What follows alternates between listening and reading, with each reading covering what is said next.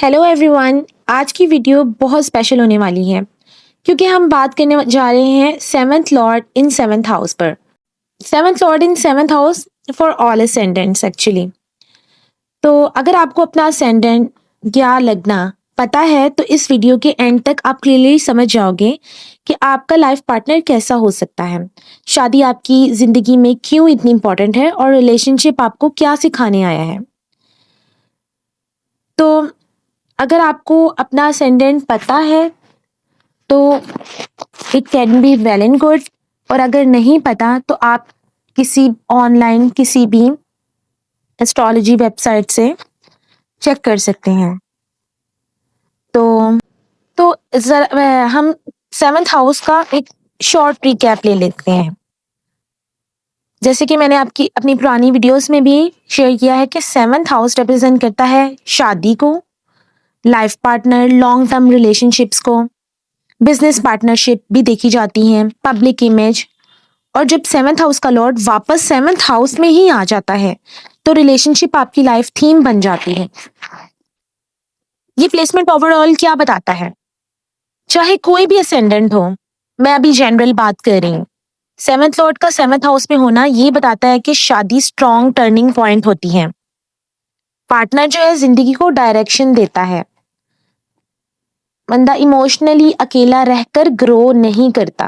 अगर आप ऐसा सोच रहे हैं, या कई लोग ऐसे होते हैं जो सोचते हैं कि I will never get married, तो ऐसा सोचना आपकी ग्रोथ को जो है वो स्टक कर देगा।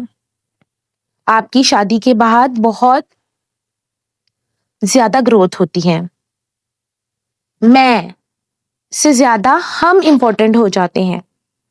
लेकिन अब चलते हैं असेंडेंट वाइज डिटेल की तरफ। तो सबसे पहले हम बात कर लेते हैं एरिस असेंडेंट की। एरिस के लिए वीनस सेवंथ लॉर्ड है, तो वीनस सेवंथ लॉर्ड होके सेवंथ हाउस में ही बैठ जाए तो एरिस लग्न के लिए सेवंथ लॉर्ड होता है वीनस। ठीक है, जब वीनस सेवंथ हाउस में हो तो मैरिज रोमांटिक और अट्रैक्टिव होती है। पार्टनर बहुत चार्मिंग, ब्यूटीफुल और सोशली एक्टिव होता है। आपके चार्ट में लव मैरिज के चांसेस स्ट्रॉन्ग हो जाते हैं, लेकिन इस प्लेसमेंट के साथ थोड़े चैलेंजेस भी फेस करने पड़ सकते हैं। यू और your partner can be over attached to each other. Expectations एक दूसरे से बहुत ज्यादा हो सकती है। शादी को फैंटेसी बना लेते हैं ऐसी प्लेसमेंट में अक्सर। आपके लिए एक लाइफ लेसन मैं ये देना चाहूंगी कि लव के साथ रियलिस्टिक होना सीखिए, कि थोड़ी प्रैक्टिकलिटी भी लेकर आए। तो चलिए अब बात करते हैं टॉरस असेंडेंट की। टॉरस के लिए मार्स सेवंथ लॉर्ड होके सेवंथ हाउस में ही बैठ जाए तो टॉरस लगने के लिए सेवंथ लॉर्ड होता है मार्स। इस प्लेसमेंट में पार्टनर जो है वो स्ट्रॉन्ग विल्ड और डोमिनेंट होते हैं। मैरिज पैशनेट होती है। फिजिकल अट्रैक्शन बहुत स्ट्रॉन्ग हो सकता है, बल्कि होती है। I have seen many cases like this. Challenges जो आपको फेस करने पड़ सकते हैं, तो आपके रिलेशनशिप में ईगो क्लैशेस और आर्ग्यूमेंट्स और पावर स्ट्रगल्स ऐसे फेस करना पड़ सकता है आपको। तो मैं आपको कहूंगी कि आप पेशेंस और कंट्रोल सीखिए। देखिए, दोनों में से किसी एक को तो झुकना पड़ता है ना रिलेशनशिप में, तो व्हाई नॉट यू। तो चलिए अब बात करते हैं जेमिनी असेंडेंट की। जेमिनी के लिए जुपिटर सेवंथ लॉर्ड होके सेवंथ हाउस में ही बैठ जाए तो ये बहुत अच्छा प्लेसमेंट माना जाता है। पार्टनर मेच्योर और वाइज होता है। आपकी मैरिज रिस्पेक्ट और अंडरस्टैंडिंग पर बेस होती है। आपकी गाइडेंस और सपोर्ट मिलता है आपको पार्टनर से। इस प्लेसमेंट में भी थोड़े बहुत चैलेंजेस फेस करने पड़ सकते हैं, जिसमें एक्सपेक्टेशंस बहुत हाई हो सकती हैं पार्टनर की आपसे या आपकी पार्टनर से, या ओवरऑल मैरिज में। पार्टनर को टीचर बना लेना, यानी आप अपने पार्टनर को टीचर बना लेंगे, बहुत ज्यादा एडवाइजेस उनसे लेना पसंद करेंगे।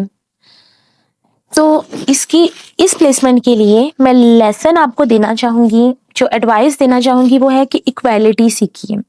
बैलेंस होना बहुत ज़रूरी है। रिलेशनशिप में कोई भी ज़्यादा या कोई भी कम नहीं होता। Equality should be important. तो चलिए अब बात करते हैं कैंसर असेंडेंट की।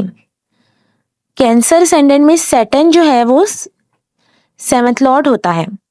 तो 7th लॉर्ड सैटर्न होके 7th हाउस में ही बैठ जाए तो ये प्लेसमेंट बताता है मैरिज थोड़ी लेट हो सकती है या मैरिज में डिले फेस करना पड़ सकता है। पार्टनर आपके बहुत सीरियस, रिस्पॉन्सिबल और मैच्योर हो सकते हैं। He can be older than you or not by age but by emotional maturity हो सकती है उनमें। उनका बिहेवियर ओल्डर हो सकता है अगर वो एज वाइज ओल्डर ना भी हों, वो मेच्योर हो सकते हैं। रिलेशनशिप लॉन्ग टर्म और स्टेबल होती है। लेकिन चैलेंजेस इस प्लेसमेंट में भी आपको फेस करने पड़ सकते हैं, जैसे इमोशनल डिस्टेंस, कोल्डनेस फील होना कि आप के पार्टनर आपसे इमोशनली थोड़े से कम शेयर करते हो बातें, या थोड़े सा डिस्टेंस हो। वो डिस्टेंस दूर रहने से भी हो सकता है। तो लाइफ लेसन में आपको देखना चाहूंगी इमोशनल एक्सप्रेशन सीखना, कि इमोशनली खुद को रिएक्टिव करें, मतलब अपने इमोशनल एक्सप्रेस करना सीखें इन अ मेच्योर वे। तो चलिए अब बात करते हैं लियो असेंडेंट की। लियो असेंडेंट के लिए भी 7th लॉर्ड सैटर्न ही होता है। तो इस केस में पार्टनर डिसिप्लिन और प्रैक्टिकल होता है। शादी रिस्पॉन्सिबिलिटी के साथ आती है। मतलब अगर आप सोचेंगे लव रोमांस या आइडियलिस्टिक ही मैरिज होगी, फेरी टेल टाइप, तो थोड़ी अपनी एक्सपेक्टेशंस को आप नीचे लाइए, क्योंकि शादी आपके लिए रिस्पॉन्सिबिलिटीज लाने वाली है। रिस्पेक्ट बहुत इंपॉर्टेंट हो सकती है। आपके पार्टनर आपसे रिस्पेक्ट की डिमांड कर सकते हैं। चैलेंजेस इस प्लेसमेंट में ego versus discipline. Partner can be very discipline, egoistic, तो दोनों में ईगो क्लैश हो सकता है। अथॉरिटी इशू भी आ सकता है। तो आपको अपने रिलेशनशिप में फ्लेक्सिबिलिटी लानी होगी। तो चलिए अब बात करते हैं वर्गो असेंडेंट की। वर्गो असेंडेंट के लिए 7th लॉर्ड होता है जुपिटर। क्योंकि पाइसिस का साइन आता है तो 7th लॉर्ड हो गया जुपिटर। तो जुपिटर 7th हाउस में ही अपने ही साइन में बैठ जाए तो पार्टनर बहुत सपोर्टिव और नॉलेजेबल हो जाता है। आपकी मैरिज ग्रोथ और लर्निंग का सोर्स होती है। चैलेंजेस आपको फेस करने पड़ सकते हैं over analysis, over critical, perfectionism. आप या आपके पार्टनर बहुत ज्यादा मतलब क्रिटिकल हो सकते हैं, फॉल्ट फाइंडर, मतलब छोटी छोटी नोक झोंक या फिर छोटी छोटी गलतियां निकालना। आपको परफेक्शन चाहिए, आपके पार्टनर को परफेक्शन चाहिए। तो इसके लिए लाइफ लॉन्ग लेसन हो सकता है एक्सेप्टेंस। एक दूसरे की गलतियों के साथ खुद को एक्सेप्ट किया जाए एक दूसरे को, ना कि छोटी छोटी गलतियों को हाईलाइट कर किया जाए, बल्कि छोटी छोटी गलतियों को इग्नोर किया जाए। तो चलिए बात करते हैं लिब्रा असेंडेंट की। लिब्रा लगना के लिए 7th लॉर्ड होता है मार्स। यहाँ मैरिज इंटेंस होती है। पार्टनर एनर्जेटिक और बोल्ड होता है। अट्रैक्शन बहुत स्ट्रांग हो सकती है। लेकिन चैलेंजेस में बैलेंस डिस्टर्ब हो सकता है। ओवर पोसेसिवनेस या ओवर प्रोटेक्टिवनेस इस बैलेंस को खराब कर सकती है। तो आर्ग्यूमेंट्स भी आ सकते हैं ओवर पोसेसिवनेस की वजह से। तो आपको चाहिए पीस के साथ पैशन क्रिएट करें मैरिज में, ना कि ओवर पोसेसिव या ओवर प्रोटेक्टिव हुआ जाए। तो चलिए अब बात करते हैं स्कॉर्पियो असेंडेंट की। स्कॉर्पियो असेंडेंट के लिए 7th लॉर्ड होता है वीनस। इस प्लेसमेंट में रिलेशनशिप डीप और इमोशनल होता है। पार्टनर लविंग और डिवोटेड होता है। चैलेंजेस में अगेन पोसेसिवनेस फील कर सकते हैं, emotional dependency. Partner can B emotionally depend over you और बहुत ज़्यादा पोसेसिव हो सकते हैं आपके लिए। फ़ोन चेक करना, यानी आप कहाँ हैं, टाइम पे घर, और किसके साथ जा रहे हैं, ये सब आपको चीज़ें फेस करनी पड़ सकती हैं।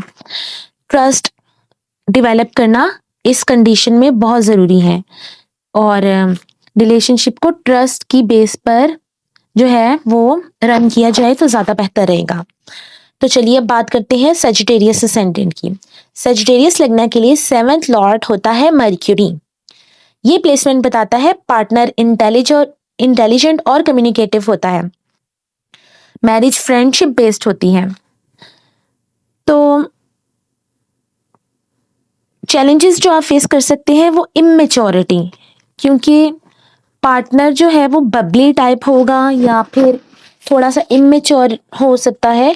तो फ्रेंडशिप बेस्ड में बैलेंस रखना ज़रूरी है।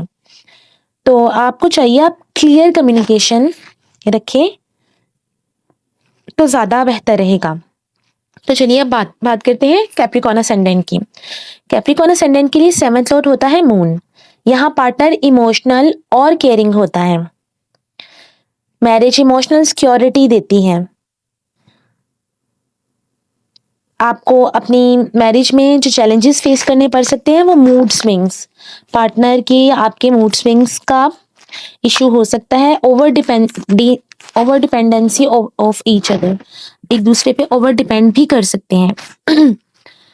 और आपको आपके लिए इस प्लेसमेंट में जो लेसन है वो है इमोशनल बैलेंस रखना बहुत ज़रूरी है। आपको अपने रिलेशनशिप में बैलेंस रखना बहुत ज़रूरी है। तो चलिए अब बात करते हैं एक्वेरियस असेंडेंट की। एक्वेरियस लगना के लिए 7th लॉर्ड होता है सन। इस प्लेसमेंट में पार्टनर कॉन्फिडेंट और अथॉरिटेटिव होता है।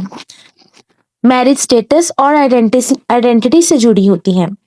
मैरिज के बाद आपका स्टेटस एकदम से राइज कर सकता है या पब्लिक इमेज इंप्रूव हो सकती है। और चैलेंजेस जो आपकी मैरिज में आपको फेस करने पड़ सकते हैं, ईगो इश्यूज, डोमिनेंस, आपकी partner can be very dominant over you, और ईगो इश्यूज, हर बात ईगो पे ले लेना। लेसन जो आपको फॉलो करना चाहिए वो है म्यूचुअल रिस्पेक्ट। एक दूसरे की respect is the key of this relationship.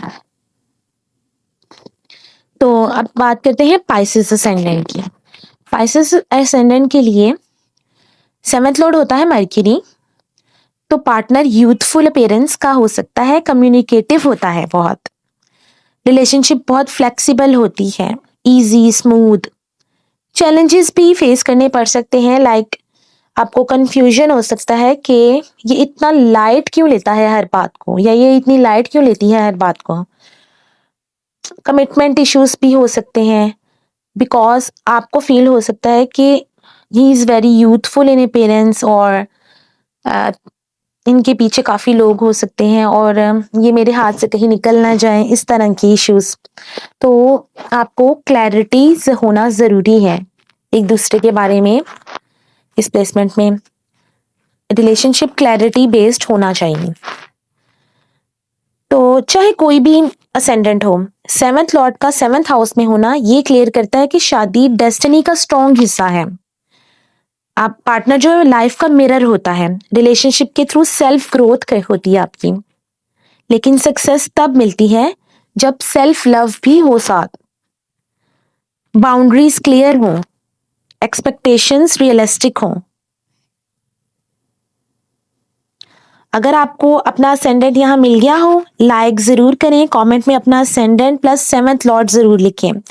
Channel को सब्सक्राइब करना ना भूलें। तो नेक्स्ट वीडियो में मिलते हैं। Good bye.